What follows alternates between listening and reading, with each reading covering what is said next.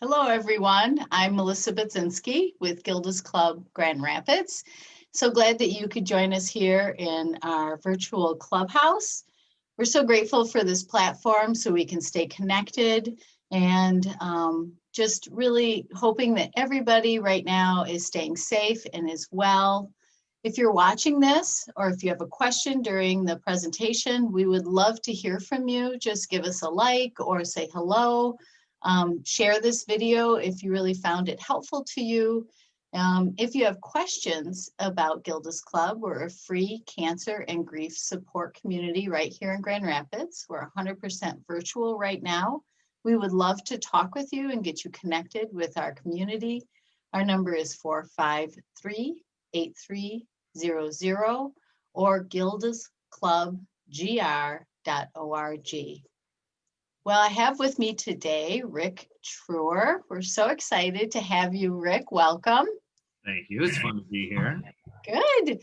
So Rick is the Director of Alumni and Community Relations at Kelvin University, right? University now? Yeah, over a year. So. Oh, that's great. Congratulations on that. And Rick has also worked previously for 18 years in the federal government. I'm having to read this because it's quite extensive. Impressive, Rick. You can cut it all out. I don't care. You don't have to listen to me. No. I want to read it. I do.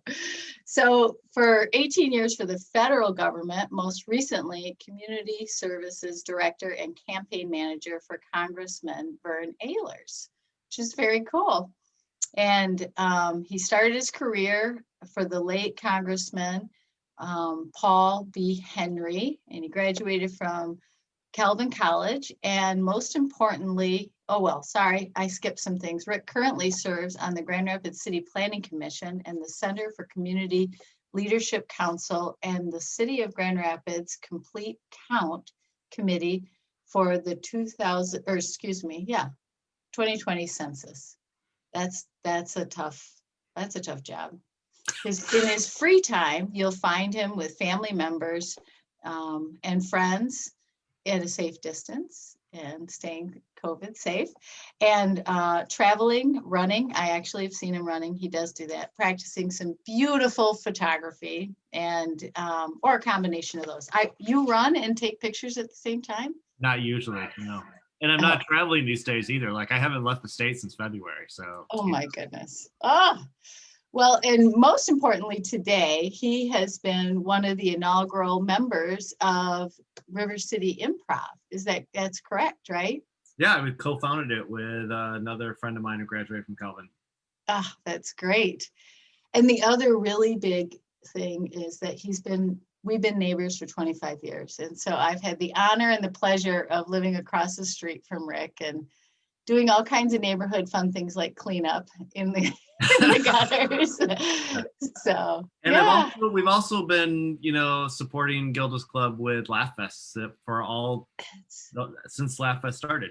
I was on one of the original committees to help with that with Leanne Arkema back in the day. So. Oh, Leanne. Oh, that's great. Yeah. Oh, very cool. Well, thank you for all of your public service and your work with us and bringing laughter to Grand Rapids and really understanding at a pretty deep level how important that is. To have moments of levity and give yourself some space and some permission to really just let go of all the hard stuff and spend a moment in joy. So thanks for that. Now more than ever. Yeah. The sad part is it's more difficult for us to do improv these days, but. Yeah. Yeah. So one of the reasons why we had you come today is because of that, because of what we were just talking about. We just thought it was really important to have a conversation about not just laughter, but specifically improv and how that has informed you and how it can help somebody really learn to develop some coping skills. But not everybody may know what improv is. So I'm going to ask you first, what is improv? Yeah. So if you've seen something like Whose Line Is It Anyway on, I think on ABC, with like Drew Carey and those folks, you get sort of an idea of what we do. We ask for suggestions from the audience, then we create scenes based on those suggestions, for hopefully comedic results, and so you never know what the suggestions are going to be. You never know what's going to be thrown your way. But you have a great team that you're working with, and we support each other on stage, and we try to build something beautiful and hilarious together. Oh, that's great. So it's almost like you have the tools and you're going to do this creation together and you don't even know how it's going to look when it's Right. done. Yeah, Yeah. exactly. Oh, that's very cool. So, There yeah. are a lot of skills that you need, like that we use for improv, that I think can also be transferred to your daily life too. Yeah. How are those? What are those? What are you thinking? There's lots of them. So it's very important that we're listening to each other, and so you've got to be hearing what your fellow teammates are saying so you can react to it. You want to support one another on stage, because part of it is you want to make each other look good. So you can do that by giving each other gifts. You want to you have to have a high level of trust in your teammates to be able to go out on stage with them, not knowing what's going to happen, and trusting that they're going to help you look good.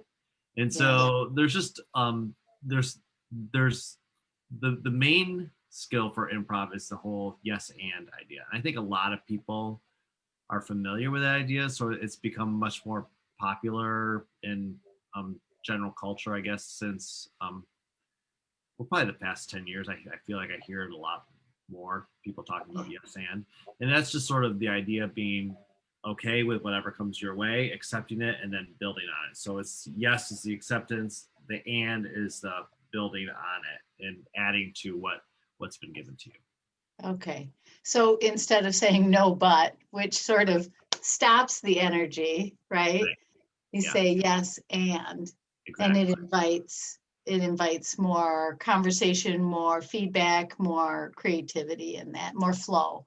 Yeah, it continues the conversation, continues the scene, continues the idea, it builds on it, and you can go great places with it. Oh, that's really cool. So you could even just use that in a conversation.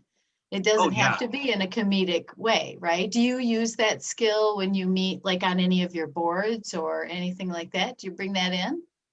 Yeah, I do, especially when I find myself like, if there's a time where I'm like, someone will bring up an idea and I'd be like, I don't know about that. Like, I remind myself to try to be open to it and like listen to what they're saying to sort of see what I can yes and like what I can accept and move forward with and build on their idea. So someone might present an idea and be like, yeah, and we could also do this with it to help add to it, whatever the idea may be. But yeah, I find myself using that quite a bit in day-to-day life. But also just in board meetings or wherever I'm at, but also just like in whatever situations sort of present themselves to you. Like someone may come up to you with an opportunity that you might not have thought of before.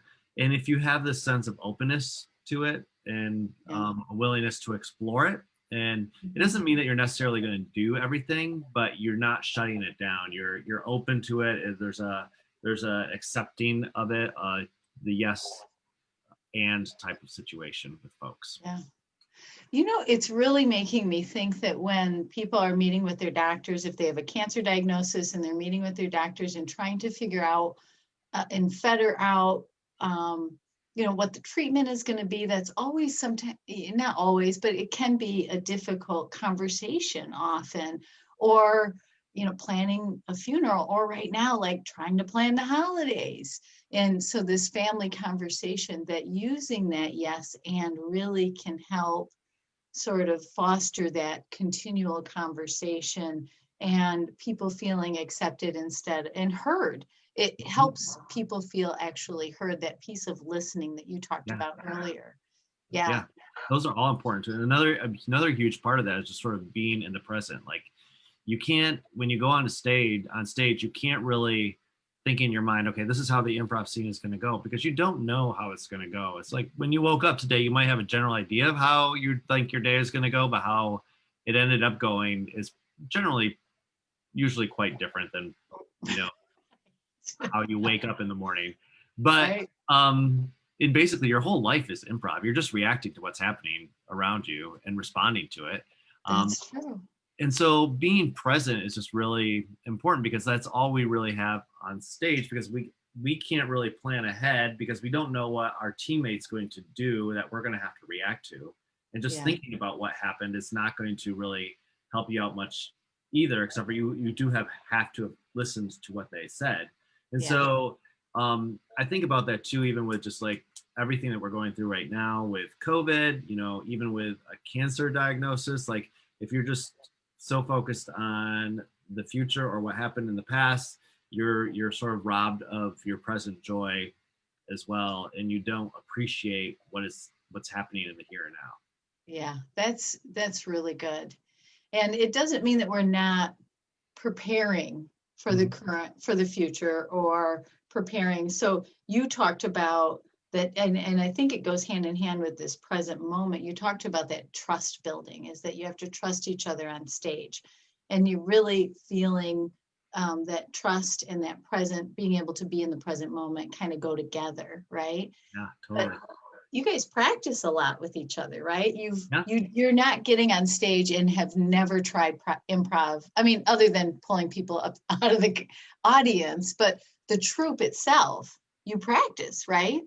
Yeah, and a lot of that is to build the trust and to get to know each other better so that we can support each other on stage. Because I one of the other rules I mentioned is making each other look good. And so one way that we can do that is by giving each other gifts that we know will make the person look good. So for instance, there's someone on our team who I know is like a huge Star Wars fan. And so if I mention anything Star Wars, I know like he's going to be able to go off on that, and he's going to pull out, all kinds of facts that I would never be able to come up with, but he will use them, and the audience will respond and will make him look good. It'll make me look good.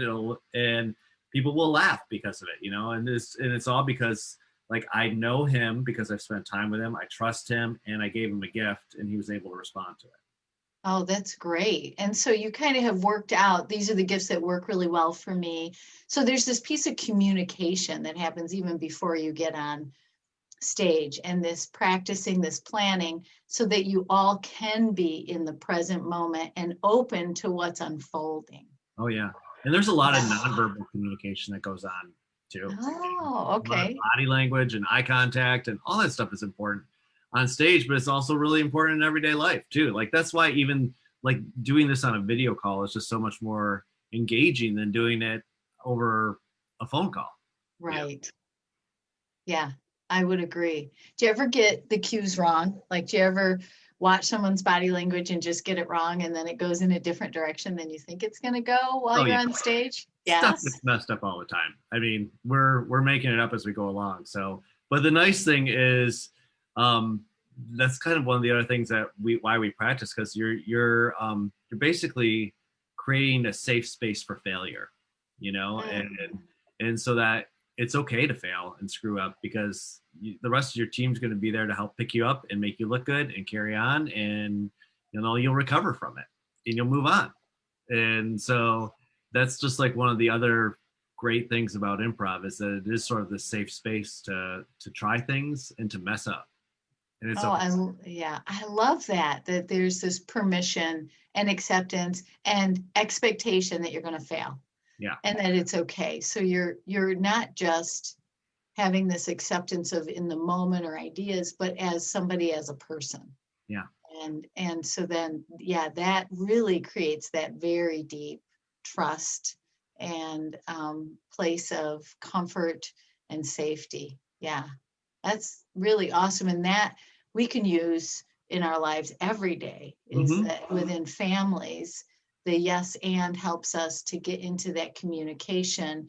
And I was just thinking of, trying to organize how things are going to happen for the holidays in a safe way. And you could easily say, hand off something to a family member, or ask that they, in a skill that they know that you know that they have, that they love to do. And so that would be great if you did that piece. And so then you can, those are those gifts you're talking about, because you're really validating also that part of that person, right? Yeah, you're playing to people's strengths, essentially, Yeah. you know? So, Oh, that's great. And it really makes me also think of our motto at Gilda's Club, which is in this together. Is that yeah, that exactly. is yeah, you're really talking about that, Yeah, that you are all in it together, yeah. including the audience. You just pull the audience in. Oh, that's what an improv show is. It's basically, 45 minutes to an hour and a half of inside jokes, because I mean that's, you start doing callbacks with the audience and you mention something that happened earlier in the show, but you bring it into a completely different scene. And you all are in on this sort of like inside joke because you spent Uh, that time together. And that's the same how it is with families, with friends in a grief support group. You have these common things that have bonded you and brought you together, and you can relate to them, and the things that tie you closer together. yeah. Well, and yeah, and how important it is then, and how connecting laughter can be with each other. When you're all on the same page, you're not laughing at somebody, but with, Yeah, and how you're all in this response instead of react mode, that you're going along with that. Yeah. yeah, And how beautiful that is. yeah, Creates community almost immediately. totally. And I mean, that's been one of the hard things for us with this pandemic, is because as good as Zoom is, you can't get that responsive laughter from everybody. Yeah. And you can't pick up on all the cues from the audience and the feedback. And there still are, gaps within that technology that are not going to replace the benefits of being in person together. Yeah. Yeah. That's a bit of a challenge, huh? Yeah. Yeah. Oh, well, that's great. I think these are such great. Oh, I know what I was going to say, but I'll say it in a second. But such great tools for our toolbox is this yes, and this being in the present moment, this development of trust, um, this giving each other gifts. I just love that. It's like your Santa Claus every day, Yeah. right? Yeah. Who doesn't love getting And a gift? So, right. And it's this gift of your own strength, right? It's this I see your strength yeah. and I believe in it. And so here, Yeah. It's and validating somebody and yeah, what they're good at and what they're worth. And yeah. that's really great and so, so, so important. Um, and then this idea of team and in this together is one of, and I'm going to sound a little crazy or maybe, but one of the gifts of COVID is that worldwide we are going through this experience Mhm. together. And there has not been anything in my lifetime that I remember that we have had the same experience worldwide. So it is something we are doing together. Yeah. And it has seems like in some ways, not always, but has created this community of this of all of us connected because of that. Well, an understanding and empathy that, while we're all going through it together, we're all experiencing it in different ways. And we all Yeah. have loss and we all have grief. And there are some that definitely have more loss and grief than others. But everybody has, I think, experienced some of that to some degree.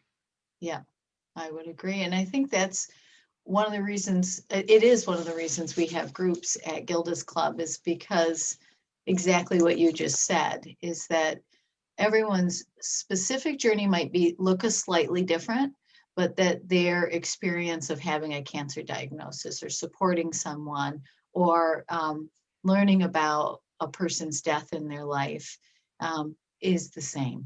And that they create this community and build trust and give each other gifts and say yes and listen to each other. And their lives are better and they feel better. And there's a lot of laughter that happens Yeah. because of that mutual trust, Yeah. right? Yep. Yeah. Well, there's just such a sense of satisfaction knowing that you're not going through something alone. Yes. Now that you say that, that is what improv does. When I'm in an improv audience, that's the way it feels. It's like I'm not alone anymore. Like we're all really in this together. There it Yep. is again. Yep. Yeah. Yeah, Keeps that's, coming back. I know. What is that? I don't know. So that's great. yeah, I think it's just so cool. And are you doing anything right now with it at all? Are you all on pause? We are mostly in pause. Like the venues that we were performing in are all shut down. We were doing some stuff earlier when it was warmer out. We were doing it outside. But yeah, right now we're kind of just on pause. Our team as a team has gotten together on Zoom to sort of play some online games together and Yeah. still sort of connect. And we're doing an online Christmas party, in a couple weeks. But that's about it. So. Yeah. Oh, yeah, that's the grief piece, Yeah, right? That's yeah, the that's sad. like that's something I really miss and feel like I've lost a lot this year, but Yeah, still have a lot to be thankful for as well. So that's right. And you guys are going to have a lot of material once we can get back yeah, together. yes, yeah, and I think there's going to be a pent up demand for people to want to be able to, get back together again. So Oh, I would I agree. hope so. Yeah. Yeah, I think so. I think people are ready. So, well, Rick, thank you very much for having this conversation with us, really. And thank you for all your work in this and, um, really holding that steadfast, light for laughter and community and connection and being present to one another. Just really, really important and really appreciate that about you. And you all sharing those gifts with us at Laugh Fest and Gilda's Club. I know that you've come through for me a couple of times with the troupe from Calvin Oh yeah, for our Gilda's Club. What's funny about that? So yeah, that's yeah. great. Yeah. So Well, thanks for having me, Melissa. And we probably should have just done this on your, front porch steps, and I could have stood at a safe distance. But really, you could. And yeah, well, next time, right? And it's a next nice time, day out. I know. I'm looking out the window. It's like sunny and blue skies. Like I know that is hard to not smile when you see that sun, isn't it? Yeah. exactly. Well, thank you so much and happy holidays to you. Thanks. You too. Thank you. And for all of you out there listening, thank you so much for coming and listening to us. And we hope that you're safe and you're got a good holiday plan for yourself to stay connected with at least one other person virtually or on the phone, however you do it. And if you're new to Gilda's Club and you would like some information, please just reach out to us. We'd love to get you connected to our free cancer and grief support community. Our phone number again is 453-8300 or our website, gildasclubgr.org. So we'll see you next week, everyone. Take care. Bye, Rick. Bye.